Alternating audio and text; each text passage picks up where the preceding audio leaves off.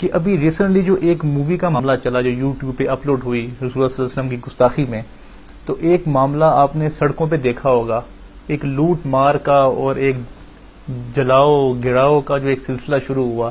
تو میں بس آپ سے یہ جاننا چاہ رہا ہوں کہ ایک پروٹیسٹ کرنے کا کیا صحیح طریقہ ہے؟ میرے بھائی، کفار نے حضور اعظم صلی اللہ علیہ وسلم کے ساتھ کون سا ظلم روا نہیں رکھا حضور کے آیات مبارکہ میں؟ صحیح.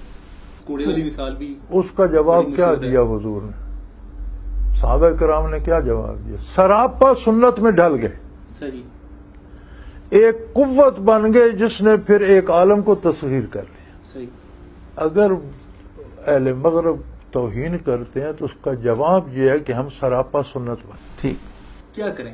سراپا سنت بن جائیں، عمل کریں، عقیدہ درست کریں، کردار درست کریں، پھر ہم ایک طاقت بن جائیں کہ مغرب کو یہ خیال ہو کہ اب بات کی تو شاید یہ ہمارے سر پہ کھڑے ہوں. بالکل ٹھیک.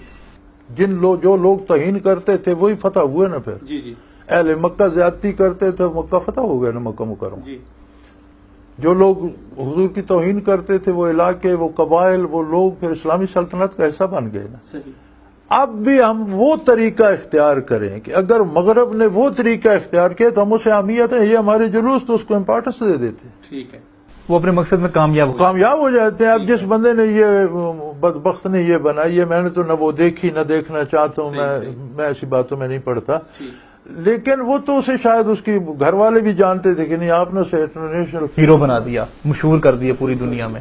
ٹھیک ہے. اس میں اسے کتنے بینیفٹس ملیں گے، کتنے پیسے کمائے گا. ایک فضول سی کتاب ایک بندے نے لکھی، انگلینڈ میں لکھی، تعلیم سلمان رشدی نے ایک کتاب اس طرح کی لکھی تھی. تب میں نے اس کا سارا وہ شور برطانیہ میں بھی سنا، پھر میں امریکہ گیا، کینیڈا چلا گیا، تو میں نے کینیڈا میں خرید کر پڑھنا چاہی تو مجھے وہ کتاب جو $10 کی تھی، $200 میں بلیک میں ملی.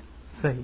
اور اس شور شرابے کی وجہ سے وہ پاؤنڈوں اور ڈالروں میں کھرب پتی ہو گیا. صحیح. جب وہ کتاب میں نے پڑھی تو انگریزی اس کی اتنی ہائی تھی کہ میرے تو سر سے گزر جاتی تھی. صحیح صحیح. مجھے سمجھ نہیں آتی جلوس نکالنے والوں نے کیسے سمجھ لی. میں اعتراف کرتا ہوں صحیح کہ اتنی اس کی میری لائبریری میں پڑھی ہے. وہ جلوس نکالنے والوں میں سے بھی کسی نے نہیں پڑھی. تو اس کا جواب میری رائے میں یہ ہے کہ ہم حضور کے اتباع میں ڈھل جائیں. ٹھیک. ظاہر سے باطن تک سچ بولنا شروع کر دیں، پورا تولنا شروع کر دیں، غریب امیر کے باپ بہن بھائی کے حقوق کی نگہداشت شروع کر دیں، قوم اور ملک کے ساتھ وفا شروع کر دیں، عیاشیاں چھوڑ کر اپنے جو وسائل ہیں ان کے اندر آ جائیں اور ایک قوم بنیں. صحیح.